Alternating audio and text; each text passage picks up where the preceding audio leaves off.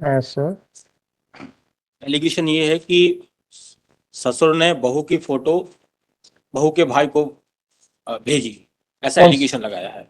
Offence कोई अच्छी photo तो नहीं होंगी सर? नहीं सर, ये बात तो है, लेकिन तो मेन कैसे मेन भेज सकते? चीज ये है श्रीमान इसमें कि जो आनी चाहिए मोबाइल की जो फॉरेंसिक रिपोर्ट आई है वो अभी तक सबमिट नहीं की गई है। हो जाएगा, इन्वेस्टिगेशन चल रहा है ना। इन्वेस्टिगेशन कंप्लीट हो चुका है तब भी नहीं आया श्रीमान इसमें। तो ट्रायल कोर्ट में क्या अगर वो ऐसी एक्चुअल में ये भेजा नहीं गया था, ऐसा कुछ नहीं था। और मैं इसी चीज पर इस पॉइंट पे 482 पेश किया हूँ। अगर ये प्रोसिक्यूशन वाले सिद्ध कर दें, अगर इनके पास रिपोर्ट आई, कई बार इनसे निवेदन किया गया इस बात को लेकर कि भाई वो रिपोर्ट जो हमारी फॉरेंसिक रिपोर्ट है हम नहीं भेजी कोई रिपोर्ट, ना किसी प्रकार की कोई गंदी फोटो क्रैशमेंट से थोड़े होगा। आप तो फिर पिटीशन लगाओ कि इनसे कहो जल्दी ले, हम नोटिस कर देंगे तुरंत।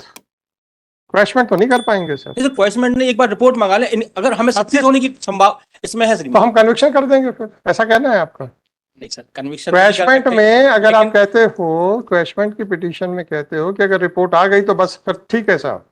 श्रीमान फिर तो 99% का रेशियो तो नहीं के साथ 1% पे तो हम खेल रहे हैं। हाँ, तो अरे खेल नहीं रहे हैं सर, जिंदगी किसी के साथ जिंदगी मतलब जी श्रीमान।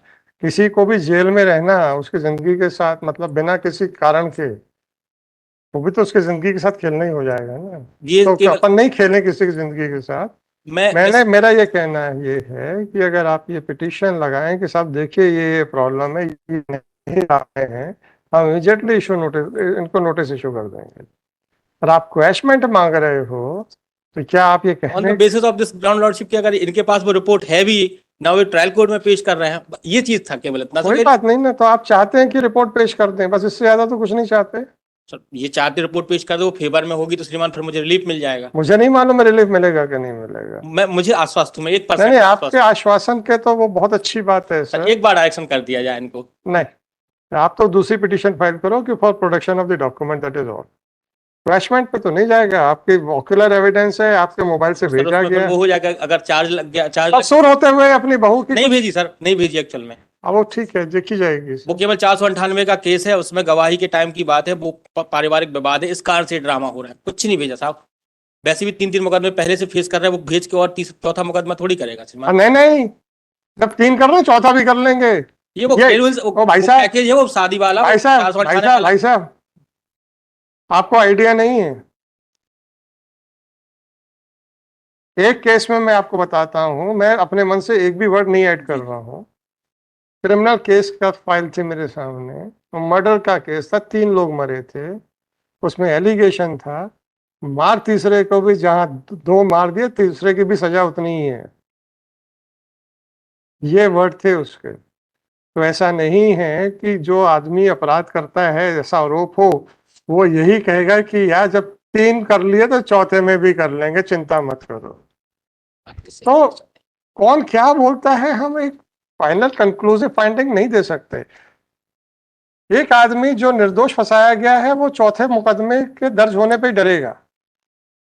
आपका कहना भी बिल्कुल ठीक है। गवर्नमेंट कर्मचारी सुनिए तो सही। ठीक। और जब नौकरी जानी है तो एक और सही, इसकी भी बेइज्जती करके छोड़ेंगे। आपको यहाँ का भी अनुभव है कि ऐसा करता नहीं। मेरी बात सुनिए। जो मैंने कहा वो यही का एग्जांपल है। एक व्यक्ति की मनस्थिति क्या होती है, ये हम एक साइड का सर्टिफिकेट नहीं दे सकते। एक निर्दोष आदमी एक मुकदमा दर्ज हो जाने के बाद दूसरे मुकदमे के दर्ज होने पे भी डरता है। ये बात तो सही है, इसका कोई और एक कहावत ये भी है कि आदमी तब तक डरता है जब तक तलवार सर पे लटकती है, और जिस दिन तलवार गिर जाती है फिर उसका सारा भय समाप्त हो जाता है। फिर कहता है कि यार कोर्ट कचहरी के तो चक्कर काट ही रहे हैं, थाने के काट ही रहे हैं, और भी काट लेंगे।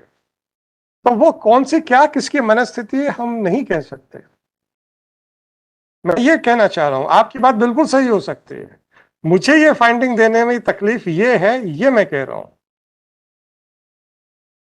एक चीज और आ जाएगी, मैं मान रहा हूं कि वो चीज मुझे ही प्रोड्यूस करना चाहिए क्योंकि मुझे वो चीज चाहिए न्यायालय से। सर इसमें टाइम लग जाएगा तो रिवीजन वो चार्ज लग जाएंगे, तो या तो श्रीमान इसको हम विड्रॉ करके लिबर्टी ले लेके रिवीजन में आ जाए, इतना कर दे सर, वैसा कर सकते हैं। इतना कर दे sir. 1577/2020 this petition under section 482 of CRPC has been filed seeking कोई एडवांस श्रीमान कुछ ना ले। नहीं सर, एडवांस करेंगे।